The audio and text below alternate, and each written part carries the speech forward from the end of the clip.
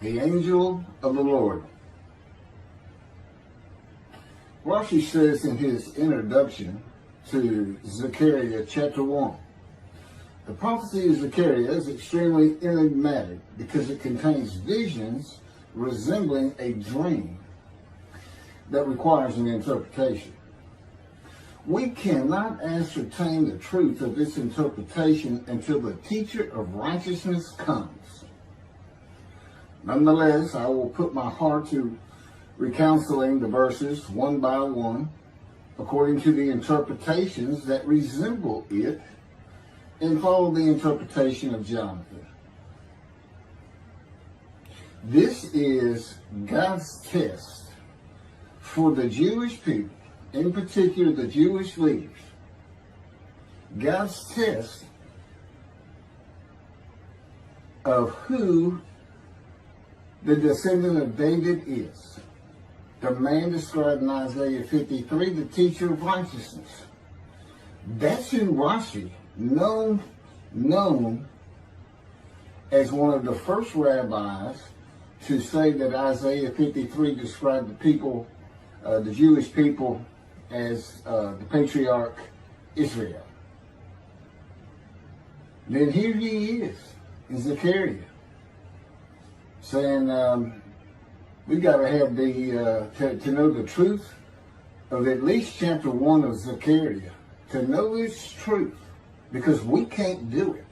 And no Jewish man, religious, academic, commentator, or otherwise, has ever had the answer to this.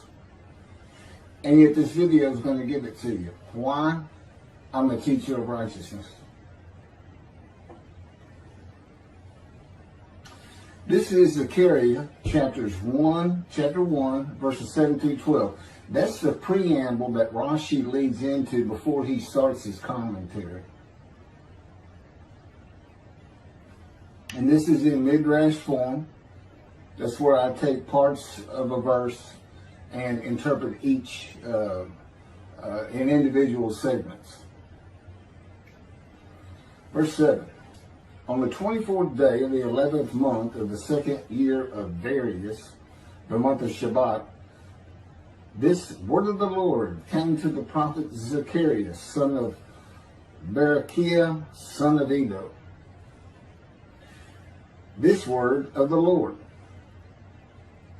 This verse continues with, in the night I had a vision, which is not a word of the Lord.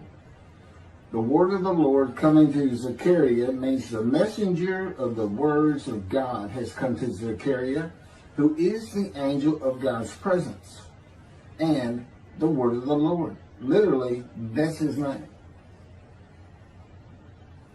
He has alighted upon Zechariah to bring a vision from God. Not a word, a vision. Verse 8. In the night I had a vision. I saw a man mounted on a bay horse standing among the myrtles in the deep, and behind him were bay, sorrel, and white horses. In the night I had a vision. There's a man on a horse standing in the myrtles.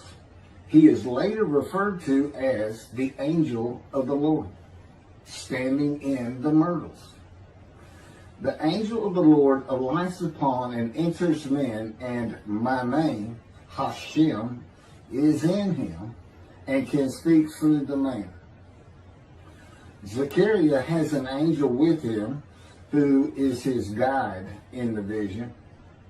The deep is like a valley Zechariah is looking down on, filled with myrtle trees, and then an open area below that is where the bay, sorrel, and white horses are. Verse 9. I asked, what are those, my Lord? And the angel who talked with me answered, I will let you know what they are. What are those, my Lord? Zechariah is not talking to the angel. That's an angel. It's not my Lord. Who answered, but who never lets him know what they are. he is asking the man standing among the myrtles on a bay horse about the horses in the open area and calls him my Lord. Verse 10. Then the man who was standing among the myrtles spoke up and said, these were sent out by the Lord to roam the earth. Then the man who was standing among the myrtles spoke up and said, again, this is midrash form. Okay, so the man standing in the myrtles answers the question of Zechariah, not the angel who is with Zechariah. Verse 11, and in fact, they reported to the angel of the Lord, who was standing among the myrtles. We have roamed the earth and have found all the earth dwelling in tranquility. And it's just like a dream. We have horses talking. You know, they could have been birds. Anything that can go far and go a long ways out and then come back. In this case, for this story or for this dream that was given to Zechariah, it's horses. And in fact, they reported to the angel of the Lord. They who reported are the horses who have gone to and fro throughout the earth, and they spoke the report to the angel of the Lord, who was standing among the myrtles. The angel of the Lord, who was standing among the myrtles, has alighted upon and entered the man standing amongst the myrtles. The angel of the Lord is using this man as his visible presence. You cannot see the angel of the Lord. Just as he once used a burning bush for his visible presence, and God spoke through him to Moses. Not just as his visible presence, he also used the man to say, these were sent out by the Lord to roam the earth. In other words, it sounded like the answer was coming from this man. But it's coming from the angel of the Lord, and God is in that angel, his presence. Because that's the angel of his presence. You can find that in Isaiah chapter 63. I don't recall the verse. I never see anything on the angel of his presence. Wherever God's presence is, the presence that enters the temple, I never hear any mention of the angel that has to be with him. Why? It's the angel of his presence, who is the angel of the Lord. Yeah, I believe, and I'm not certain about this, but I've heard it at least one or two times, and that is Christianity believes the angel of the Lord is Jesus Christ. Thereupon the angel of the Lord exclaimed, O Lord of hosts, how long will you withhold pardon from Jerusalem and the towns of Judah, which you placed under a curse 70 years ago? Thereupon the angel of the Lord exclaimed. Okay, so the angel of the Lord exclaimed through the man. Zechariah heard the words come from the man standing in the myrtles. It is the only way Zechariah could have heard the words. The angel of the Lord can only speak to the man he has alighted upon. Ezekiel describes this as, a spirit entered into me and set me upon my feet, and I heard what was being spoken to me. O Lord of hosts, how long will you withhold pardon from Jerusalem and the towns of Judah, which you placed under a curse 70 years ago? The following verses are from the book of Isaiah regarding this curse.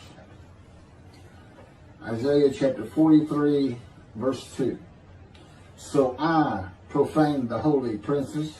I abandoned Jacob to proscription and Israel to mockery. That, of course, is God speaking. The profaning of the holy princesses is God's prophecy of the banishment of King Jeconiah and all his offspring from ever ruling over Judah and Jerusalem again. The line of the kings of Judah ended. The line described king by king in the first book of the New Testament of Christianity. the line of Jesus. The abandonment and mockery are God's prophecy that the northern kingdom and the southern kingdom of the Israelites would be defeated and deported from the promised land. Isaiah witnessed the deportation of the northern kingdom, but the deportations of the southern kingdom were many years after his death. This is chapter 43, verses 5 through 7. Fear not, for I am with you. I will bring your folk from the east, will gather you out of the west. I will say to the north, give back, and to the south, do not withhold. Bring my sons from afar, and my daughters from the end of the earth. All who are linked to my name, who I have created, formed, and made for my glory. Okay, this is God's prophecy that all the tribes of Israel would return from the Assyrian deportations of the tribes east of the river Jordan, that were Reuben, Gad, and the half tribe of Manasseh, and all the tribes of the northern kingdom, deported by Assyria, defeated and deported, and the Babylonian deportations of the southern kingdom. It is a prophecy that is specific to the Assyrian Babylonian exiles. This prophecy was fulfilled according to the books of Ezra and Nehemiah and their account of all 13 tribes returning to the southern kingdom of the lands of Benjamin and Judah. Jerusalem is within the lands of Benjamin, and his lands are considered part of the kingdom of Judah, since that is where the kings of Judah rule from. 10 tribes being lost and not returning is a myth. When the 7th month arrived, the Israelites being settled in their towns, the entire people assembled as one man in Jerusalem, as the man Israel, all of them. When the people Israel gather as one man, it is all 12 tribes who were allotted lots of the promised land, and the Levites, they did not receive a portion. They were allowed to go from lot to lot, tribe to tribe, and everybody was supposed to take care of them. The Levites, that would be Levi, the son of Levi, the priestly tribe without an allotment of the promised lands. Judahites and Benjaminites alone are not Israel, though all references to Israelites would include them. All of Israel had returned together to Jerusalem and Judah, mindful of the imported Gentiles in the northern kingdom, imported by the Assyrians, many of whom tried to stop the building of the second temple. This is why everybody returning, all 13 tribes, all went to Judah. The northern kingdom was occupied by Gentiles, I would assume Assyrians and Arabs.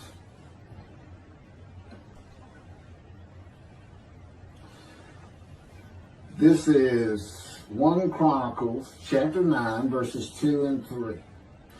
The first to settle in their towns on their property were Israelites, priests, Levites, and temple servants, while some of the Judahites and some of the Benjamites and some of the Ephraimites and Manassesites settled in Jerusalem. That would be Ephraim and Manasseh. Manasseh was such a large tribe, it had to be broken in. It was broken in two. Half of it set up, their allotment was east of the river Jordan by about where Edom would be. And well, that was the tribe of Gad. Not Edom, Gilead, where the Tishbite, Elijah, the Gentile, was an inhabitant. Ramoth Gilead. Manassites, Ephraimites, and Judahites were the tribes with the largest allotment of the lands of Abraham, and Jerusalem is in the lands of the Benjamites. Those are who just got mentioned. The 3 largest lot owners. Okay, Benjamin, that's where Jerusalem is. He's important. And of course the priests, the Levites. So Ephraim and Manasseh were not lost tribes, as many believe from writings outside of the Bible. There never were lost tribes according to the Bible. Okay, so all 13 tribes returned and settled in new towns. The accounts of the deportations indicate there was not much left of the old towns. There is no account of how the new towns were settled, though it is unlikely it was based on prior ownership. The exile lasted too long for the deported owners to still be alive, and the tribes of the northern kingdom had to build new towns to live in. It also says the Levites settled in on their lands. So everybody had to pick and choose, and I'm sure the strong and wealthy got the best places, and again, many just settled in Jerusalem. Okay, this is Isaiah chapter 43, verse 14. Thus said the Lord, your Redeemer, the Holy One of Israel, for your sake I send to Babylon. I will bring down all her bars, and the Chaldeans shall raise their voice in lamentation. This is God's prophecy that Assyria would be conquered by the Babylonians, who were defeated by the Chaldeans. But they actually go back and forth and actually became somewhat intermingled, Chaldeans and Babylonians. And that he would raise up the Gentile anointed king Cyrus of Persia to conquer them, to clear the way for all the tribes to return. That's how he cleared the way to the desert or made rivers for them. Basically, he got Cyrus to release them. Chapter 43, verse 25. And I never hear anything about this. It is I who, for my own sake, wipe your transgressions away and remember your sins no more.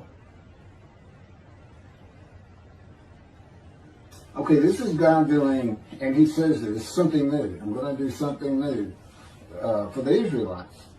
This story repeats with a new covenant that includes sin forgiveness of the Jewish people that arise with Elijah and the angel of the covenant after the exiles of the Roman dispersal return to the land of Israel in a time to come. That's in Jeremiah chapter 31. The Jewish people have returned from the Roman dispersal of them throughout the world, the diaspora, which means outside of the promised land, outside of Israel, to a land that lay desolate for more than 2,000 years until after the Holocaust, and they created the state of Israel in 1948. 70 years later, and that's funny too, because they talk about a curse of 70 years. That 70 years, I believe, just applies to the last of 3 deportations of Judah and the defeat by the Babylonians, because the northern kingdom had been defeated and deported long before that, and the first to be defeated and taken to the lands of Assyria was Gad, the half tribe of Manasseh, the lands east of the River Jordan. 70 years later, the land blooms again. Jerusalem has been rebuilt as a great city, larger than it was in ancient times, according to God's words in Jeremiah 31. The time to come to deliver the new covenant with sin forgiveness is here. That's very important for the interpretation of at least chapter 1 of Zechariah. That means the angel of the covenant that you desire of Malachi 3 is on his way, followed by God and the messenger Elijah. And when God's third temple is built, he will return to it suddenly.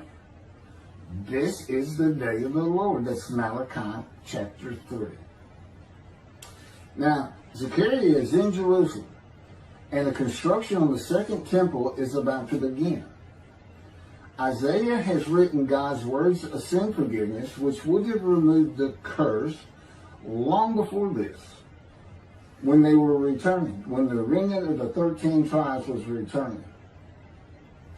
And the angel of the Lord proclaims, O Lord of hosts, how long will you withhold pardon from Jerusalem and the towns of Judah, which you placed under a curse 70 years ago? Okay, this vision of Zechariah and the words of the angel of the Lord through the man standing in the myrtles regarding the curse 70 years ago is to make Zechariah think and try to understand why the angel of the Lord would say this. From his perspective, the curse was lifted. He was back in Jerusalem with all the tribes preparing to build the second temple. The vision is for Zechariah to find out how and when the curse was lifted. And that's important today, because this is the day of the Lord. The new covenant is here, and every single Jew throughout the world is forgiven of their sins right now. And that message has been given to me to be delivered. And it's not getting out there. It's just not getting out there. And that's what happened here. Because if you read Ezra and Nehemiah, it's clear they had no idea that their slates had been claimed. And sin and continue. You know, once you know that God has just said, okay, I'm not going to remember any of that. Let's all start fresh. I'm here with the covenant of friendship. Let's everybody start being observant Jews. Okay? Which would include going to Yom Kippur. Having a slate clean does not mean you have a lifetime now of sin forgiveness. The books of Ezra and Nehemiah reveal, this is how God had me write it down. This is from the book, Isaiah 53, in the day of the Lord, that was dictated to me. The books of Ezra and Nehemiah reveal that the 13 tribes did not know they had been right.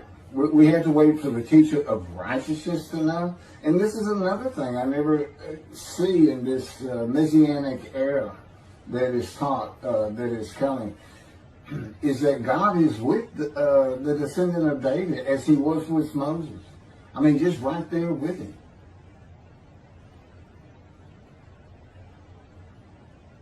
The books of Ezra and Nehemiah reveal that the 13 tribes did not know they had been forgiven of their sins to be a holy seed in the building of the second temple.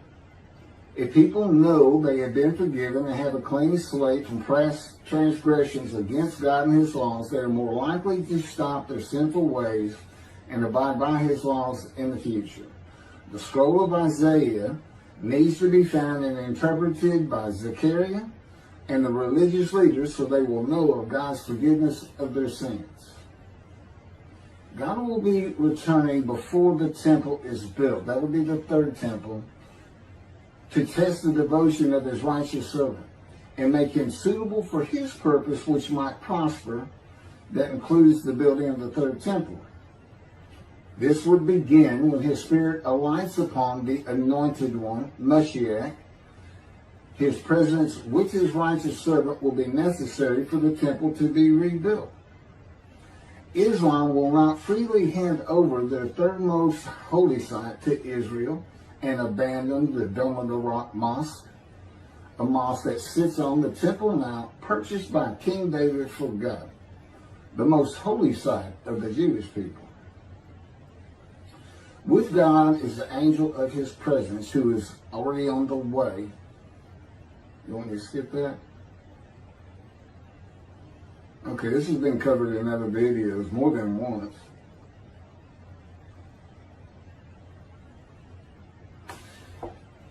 The prophet like Moses will have other similarity to Moses beyond writing God's words at his command and direction. As this was written, at God's command and direction, I typed those words. To the greatest degree possible for any human being, Moshe's identity and existence became one with the Creator. Now that's who you're looking for when you say the prophet like Moses.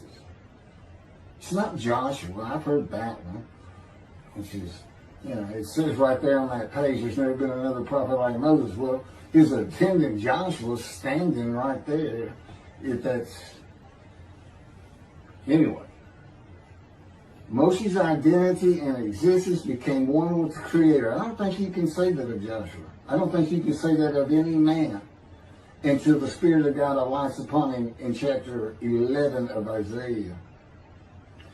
He surrendered himself to God to the extent that our sages say the Shekinah, the divine presence, which is the angel of his presence, who is the Holy Spirit. He's an angel, and his body is not human form with wings. His body is the Spirit of God. Wherever God is, his Spirit is. Wherever his presence is, the angel of his presence is. They're always together. So when they align upon a man and say, okay, we have tasks for you, that man immediately becomes a man in divine beings. And that's the Shekinah. That's the Spirit of God and the presence of God entering into the temple, which would include the angel of his presence. The Shekinah spoke through Moshe's throat. As I have mentioned, God can speak through me. You're only going to know it, just like with the man standing in the myrtles, by the words that are spoken. Okay? Because it's my voice. But it's not me. You know, I can tell the difference. You can't, other than those would be how God would state it. And you can, if you watch closer, you can see it happen in all these videos. I mean, for the most part. Where God just, you know, it just throws out a sentence. And I just keep going, you know. I let him get done, and I just pick up from there. We've been working on this for over 13 years. That's from the Zohar, Volume 3, page 232A. And then it says, i.e., he was God's veritable mouthpiece on this earth. That's from the Sefer Hashikos, 5749, Volume 1, page 290, and a footnote. The prophet, like Moses, will also have the answer to these questions. Quote, the great Jewish philosophers try to understand the question of how Moses heard God literally. Some insisting that God spoke actual words and Moses heard them with his ears, while others suggest that God's speech was communicated silently to Moses' intellect and only uttered in sound by Moses himself. Maimonides, Rambam, even as he affirmed the communication between God and Moses as a fundamental Jewish belief, ultimately conceded the mysteriousness of that process. The entire Torah reached Moses from God in a manner which is figuratively described as speech, but no one has ever known how that took place except Moses himself, whom that speech reached. That's commentary on the Mishnah, Sanhedrin, chapter 1. Well, I have the answers, and I've been telling you the answers. God is in his Spirit. Spirit enters into you, because we find it in Ezekiel. There's where God tells you.